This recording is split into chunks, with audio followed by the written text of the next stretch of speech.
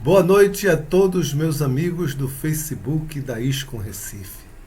Hoje é um dia muito especial. Nós estamos comemorando o advento do Senhor Nrsimhadeva.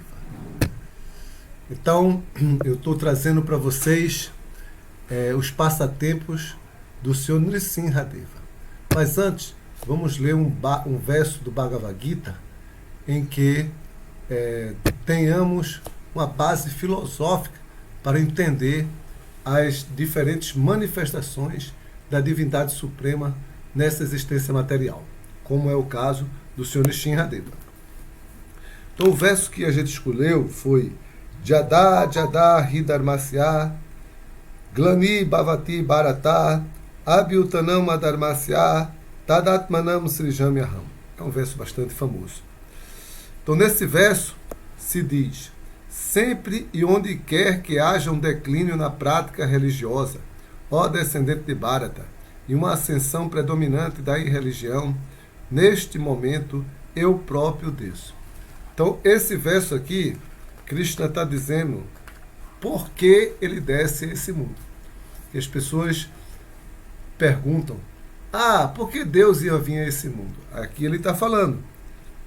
Ele vem para restabelecer os princípios religiosos, porque ele diz que sempre e onde quer que haja um declínio da prática religiosa. Então, quando a prática religiosa é diminuída e chega a um nível crítico, então o Senhor vem. E uma ascensão predominante da irreligião. Então, a irreligião, as práticas que negam a existência de um Deus supremo, controlador, e que todos nós somos seus servos, quando essa filosofia predomina, negando a existência de um Deus supremo, neste momento eu próprio descendo. Então existe um declínio na religião e um aumento predominante das práticas irreligiosas que negam a existência de Deus, ele próprio vem. No significado, Prabhupada diz, nessa passagem, a palavra Srijami é significativa. Srijami não pode ser usada na concepção de criação, porque, segundo o verso anterior, não existe a criação da forma ou do corpo do Senhor, já que todas as suas formas têm existência eterna. Então o Senhor, embora o Senhor Nrsimhadeva ele tenha vindo a esse mundo, a sua forma não foi criada, ela sempre existe nos planetas Vaikuntha, e ele apenas a manifesta aqui. Então Srijami significa uma manifestação e não uma criação.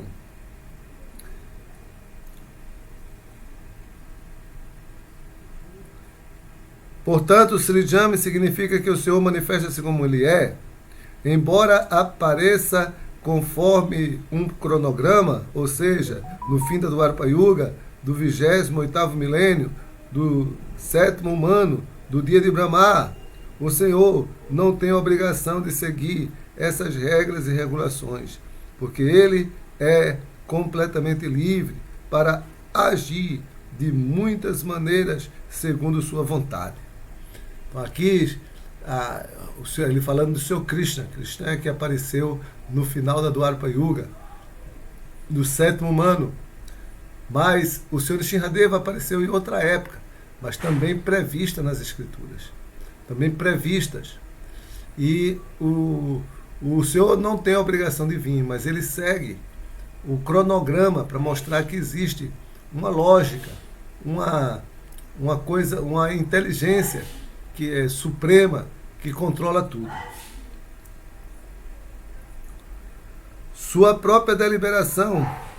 Ele, portanto, aparece por sua própria deliberação, sempre que há predomínio da irreligiosidade e desaparecimento da verdadeira religião. Os princípios da religião são apresentados nos Vedas, e qualquer discrepância quanto à execução apropriada das regras contidas nos Vedas torna a pessoa irreligiosa. Afirma-se no Bhagavad Gita que esses princípios são a lei do Senhor. Somente o Senhor pode criar um sistema de religião. Aceita-se também que o próprio Senhor originalmente transmitiu os Vedas a Brahma, falando do interior do coração deste. Portanto, os princípios de Dharma ou religião são as ordens diretas da Suprema Personalidade de Deus. Dharmantu Sakshat Bhagavat Pranitam. Esses princípios são indicados de maneira clara em todo o Bhagavad Gita. O propósito dos Vedas é estabelecer esses princípios sob a ordem do Senhor Supremo. E o Senhor determina diretamente no final do Gita que o princípio mais elevado da religião é render-se a Ele somente e nada mais. Os princípios védicos impelem a pessoa para a completa rendição a Ele. E sempre que esses princípios são perturbados pelos seres demoníacos, o Senhor Supremo aparece. Aqui a razão do Senhor Supremo aparecer. Quando as pessoas demoníacas elas tentam impedir a progressão dos princípios védicos.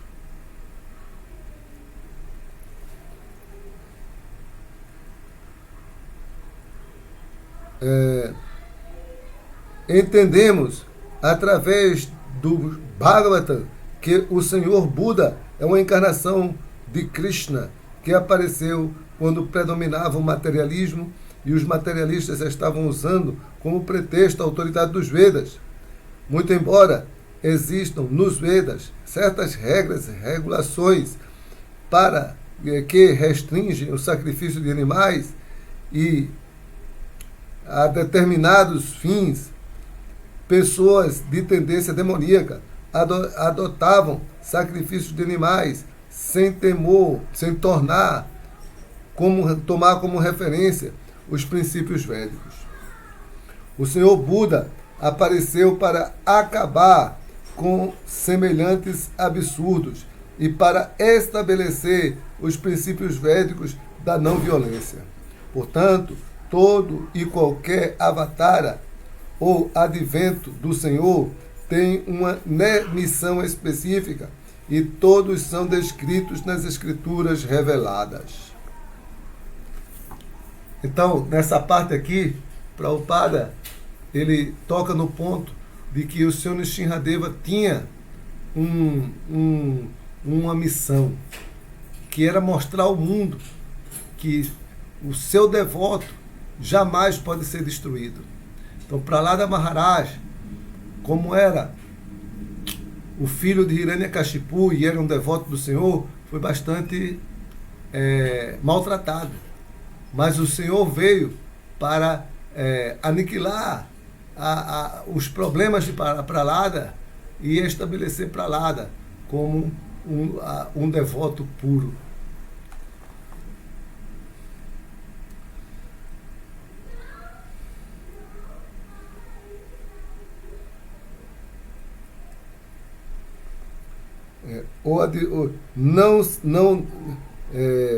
Não deve ser aceito como avatara alguém que as Escrituras não mencionem. Ele pode manifestar-se em todo e qualquer lugar e sempre que deseja aparecer.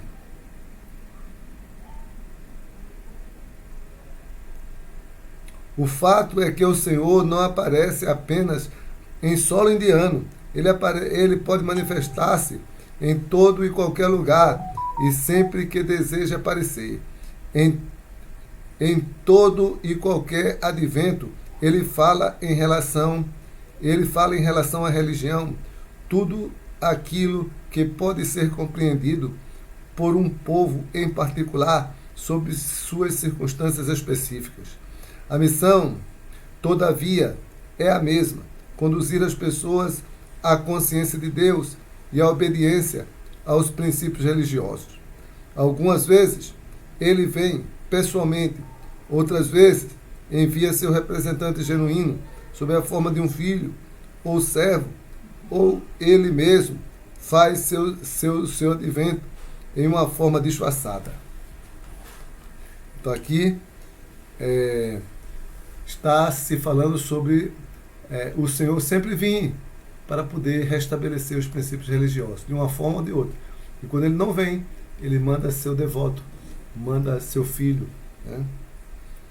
Os princípios do Bhagavad Gita foram falados a Arjuna e, por sinal, a outras pessoas bem elevadas. Porque,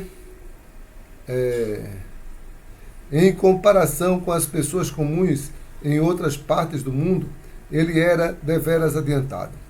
2 mais 2 são 4.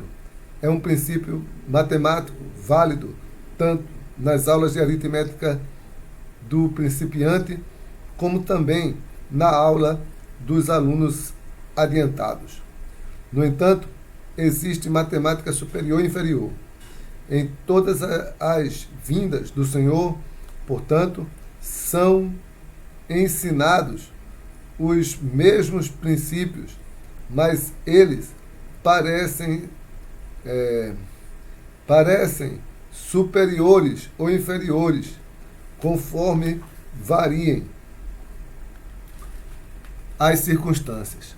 Os princípios mais elevados da religião começam com a aceitação das 4 ordens e 4 estados de vida social, como se explicará posteriormente. Todo o propósito da missão dos adventos é despertar a consciência de Krishna em toda parte. Sob diferentes circunstâncias, essa consciência de Krishna é manifesta ou imanifesta. Então aqui está bem claro que a consciência de Krishna pode não se manifestar. Então o Senhor Supremo, ele vem para estabelecer esse princípio da religião. Então, agora vamos falar um pouco sobre o Senhor Nrsimhadeva. Né? O Senhor Nrsimhadeva é uma encarnação de Krishna. Então, essa encarnação, ela veio para proteger Prahlada Maharaj. Mas tem toda uma história até chegar no aparecimento do Senhor Nrsimhadeva. Né?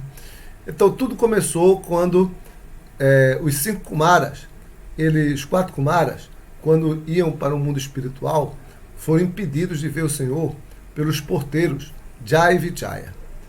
Aborrecidos com eles, os 4 Kumaras, eles amaldiçoaram os porteiros a se tornarem demônios no mundo material. Quando o Senhor Narayana, ele viu que seus porteiros tinham sido amaldiçoados, ele pessoalmente foi até os portões para conversar com os Kumaras e pediu para que os Kumaras eles amenizassem essa punição. Talvez não retirassem, mas pelo menos amenizassem.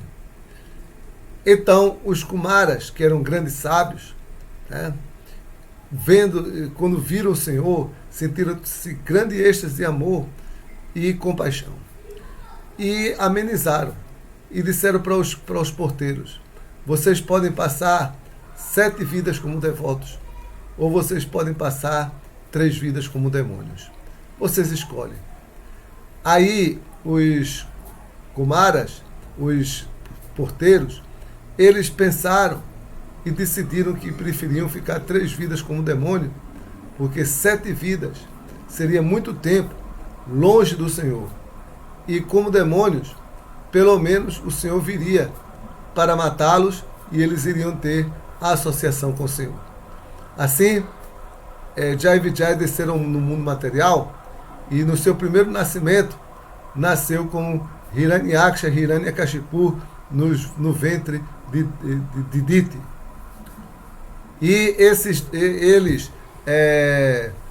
Hiranyaksha, ele nasceu primeiro porque ele é o mais novo, eles eram filhos gêmeos, e Hiranyaksha criou grande perturbação na terra com suas atividades pecaminosas, ao ponto da terra afundar no oceano Garba. Orando a terra ao seu Brahma indo até o seu Vishnu, no oceano de leite, Sweta Dwipa, o Senhor Vishnu disse que ele ia aparecer e ia resgatar a terra.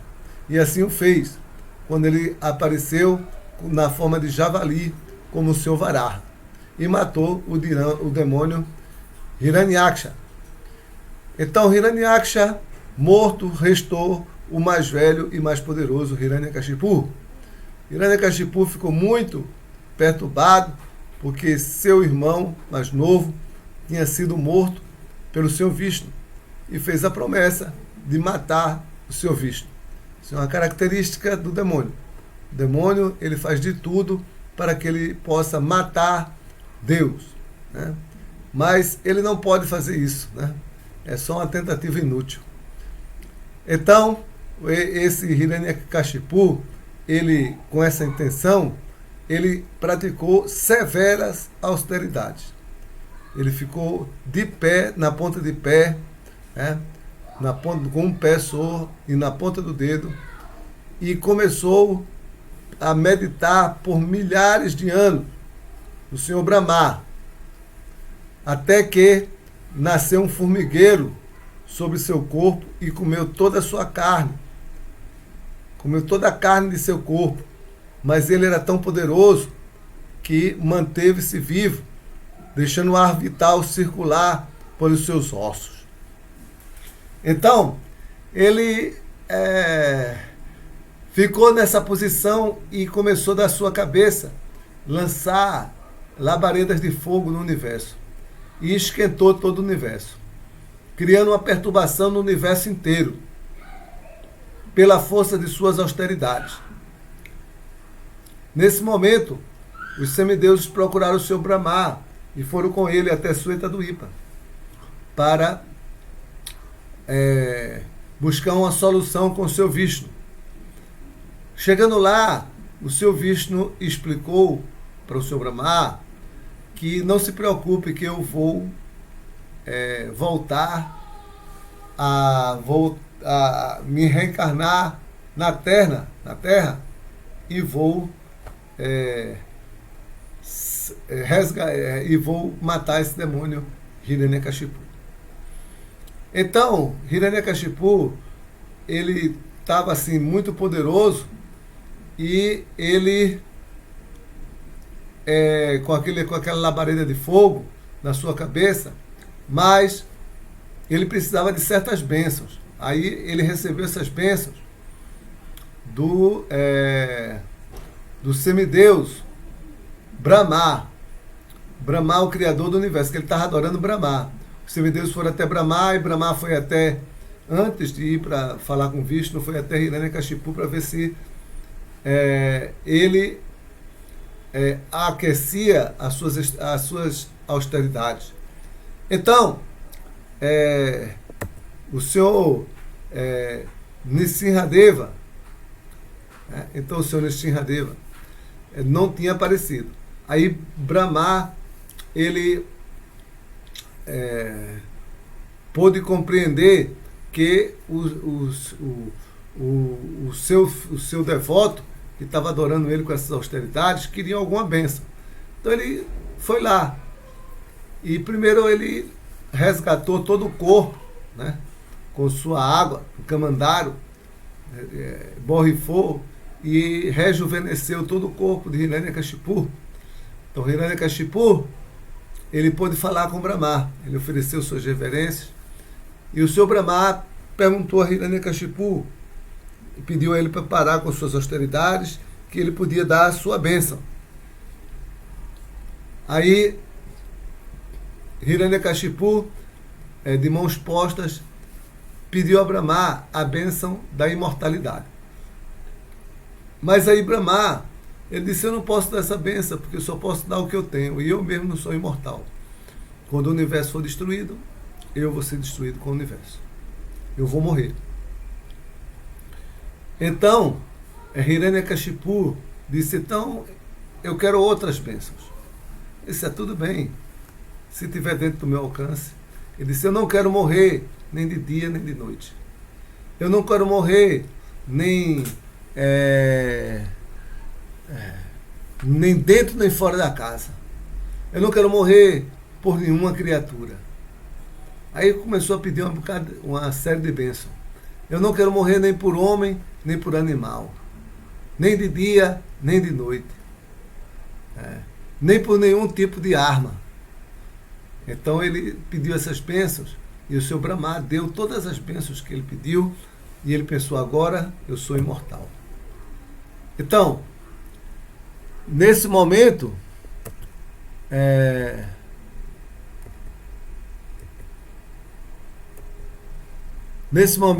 o senhor Brahma,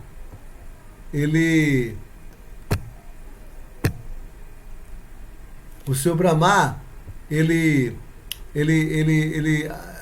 ficou seu Brahma ficou satisfeito, né? Foi até o senhor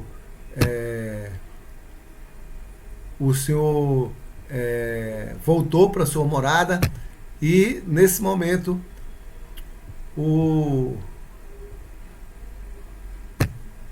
ele achou que tinha resolvido o problema, porque Hiranyakashipu não ia mais esquentar o universo com as suas austeridades. Ele parou de fazer as austeridades. Mas acontece que Hiranyakashipu, ele começou a ficar forte, porque ninguém podia derrotá-lo, e começou a conquistar os 3 mundos. Então ele derrotou todos os semideuses, derrotou Indra. Os semideuses tiveram que fugir, se esconder. Então criou uma outra perturbação. Aí o seu Brahma não podia mais fazer nada.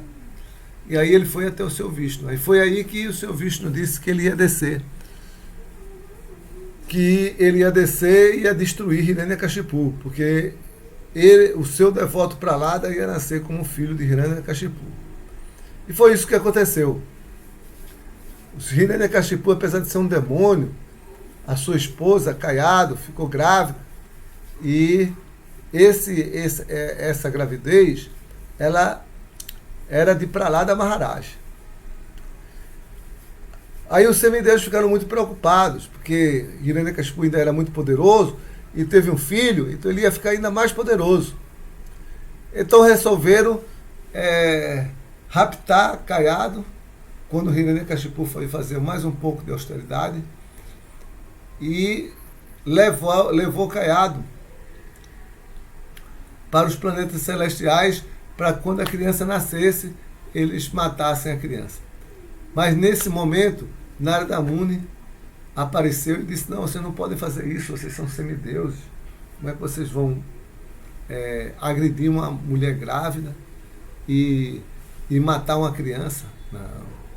Não se preocupe, essa criança, ela é o filho de Hiranyakashipu, mas ela não é um demônio, ela é um devoto. E por causa das ofensas do seu pai contra ele, Nishinradeva vai aparecer. Aí eles libertaram e Narada Muni levou Kayado para o seu ashram e pregava para Kayado. E enquanto ele pregava, o filho Pralada ouvia tudo do ventre e avançava cada vez mais na sua vida espiritual. Então Pralada é um devoto santo do Senhor, um devoto amoroso do Senhor. E quando Hiranyakashipu voltou, é lógico, Narada Muni devolveu Kayado. E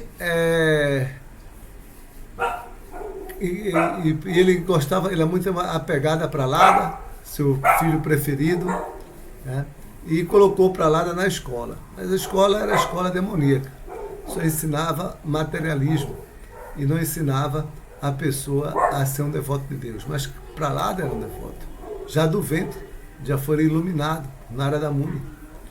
Então, Pralada, ele cresceu com essa devoção, e quando ele foi para a escola, os professores não conseguiam ensinar para ele a filosofia demoníaca. Ele sempre se voltava para a devoção pura e imaculada ao Senhor Supremo. Aí os professores foram até os pais dele e disseram que ele foi contaminado com alguma filosofia. Mas para Hiranyakashipu disse, não, ninguém se aproxima do meu filho. Ele não pode ter sido contaminado com nenhuma filosofia. Aí ele mandou para a escola e Prahlada continuava lá, voltado sempre ao Senhor Supremo. E ensinou também a consciência de Krishna para os seus colegas de escola. Né? Foi na escola que Prahlada pregou, e pregou muito bem a filosofia da consciência de Krishna. E nesse momento, Prahlada, ele foi pego pelo professor, ele dando conhecimento espiritual, religioso para seus colegas. E aí os professores foram direto a Hiranyakashipu. E Hiranyakashipu disse, não acredito. Aí deixa eu conversar com meu filho. Aí conversou, aí chamou Prahlada, colocou Prahlada no colo e perguntou, o que é que você aprendeu de bom lá na escola? Aí Prahlada perguntou, eu aprendi que sempre devemos glorificar, cantar e ouvir as glórias do Senhor Vishnu. Aí Hiranyakashipu, o quê? Mas o Senhor Vishnu é meu inimigo. Ele matou seu tio, Hiranyaksha. Aí ele falou, mas o Senhor Vishnu não tem ninguém como inimigo. Ele é amigo de todos. As pessoas apenas com diferentes contaminações é que acreditam que ele é seu amigo ou seu inimigo. Então,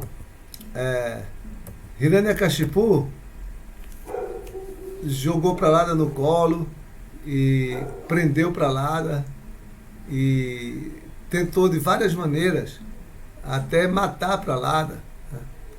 Mas só que ele não conseguia, porque ele estava sendo protegido pelo Senhor Supremo. Até que chegou um belo dia que ele não conseguia, ninguém conseguia matar Prahlada. Aí chegou um dia e disse, eu mesmo vou matar Prahlada, chame ele. Ele ia matar o seu próprio filho. Então chamou Prahlada e Prahlada, ele se apresentou diante do seu pai, sempre muito gentil, sempre muito amoroso, muito respeitoso. E Hiranyakashipu disse, por que você está sempre glorificando outra pessoa que não é seu pai? Aí ele disse que a única pessoa digna de glorificação é o Senhor Vishnu, o Senhor Supremo, porque todos os outros são suas partes e fragmentos. Ele disse, e esse seu Vishnu você nem conhece, onde é que ele está? Ele disse, ele está em toda parte. Aí ele disse, mas ele está aqui nessa sala? Sim, ele está. Aonde? Em toda parte da sala. Ele está naquela pilar? Ele disse, está sim. Aí ele correu até para a pilar com a espada e bateu na espada, na pilar. Quando ele bateu, saiu um som estrondoso, um som assim tumultuante, que inundou todo o universo. Aí, naquele momento, a pilar se quebrou e dentro da pilar saiu uma figura que metade era leão e metade era ser humano. Então a encarnação Narahari, o Senhor na forma de metade homem, metade leão. Então, nesse momento, Hiranyakashipu pegou todas as suas armas e começou a lutar com o Senhor Nrsimhadeva. E uma hora o Senhor Nrsimhadeva pegava Hiranyakashipu, outra hora soltava e criava sempre um clima emocionante que durou de manhã cedo até o crepúsculo. Porque Nrsimhadeva, ele veio para matar Hiranyakashipu, mas queria que todas as palavras de Brahma fossem validadas. Então, Brahma disse que você não vai morrer nem de dia nem de noite. Então, ele foi matá-lo no crepúsculo. Aí pegou Hiranyakashipu, levou até a varanda. Porque a varanda, ela nem é dentro nem fora da casa. Aí botou Hiranyakashipu no seu colo. Porque o colo da personalidade de Deus não é terra, não é água, não é fogo, não é ar. E Hiranyakashipu tinha a bênção de não morrer em nenhum elemento material. Aí depois com suas unhas, porque as unhas de Krishna, ele não queria ser morto nem por uma pessoa viva, nem por uma pessoa morta. Foi outra bênção. As unhas de Krishna, elas não são nenhuma, nenhum tipo de arma. E também elas não são vivas nem são mortas. Porque a unha, mesmo quando a pessoa morre, continua crescendo. Então ela nem é viva, nem é morta. Então, nesse momento, ele dilacerou ou cortou Nrsimhadeva em 2 partes com suas unhas. E ele estava assim muito furioso. E todos os soldados de Hiranyakashipu atacaram, soldados, generais, todo o exército atacou o Senhor Nrsimhadeva. Mas o Senhor Nrsimhadeva se expandiu de uma forma com centenas de braços e saía pegando cada um e matando todos os seus inimigos.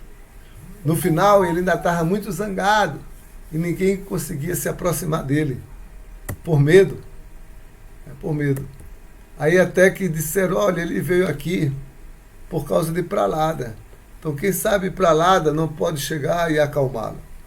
Aí o senhor Nrsimhadeva recebeu Prahlada, mas se acalmou, olhou para ele com muito carinho e sentindo muito amor, disse, por favor, peça qualquer coisa, eu serei capaz de lhe dar.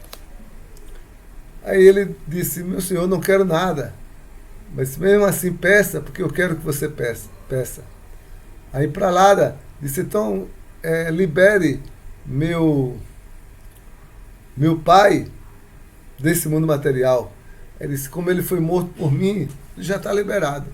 Você não precisa se preocupar com isso. Aí Prahlada Maharaj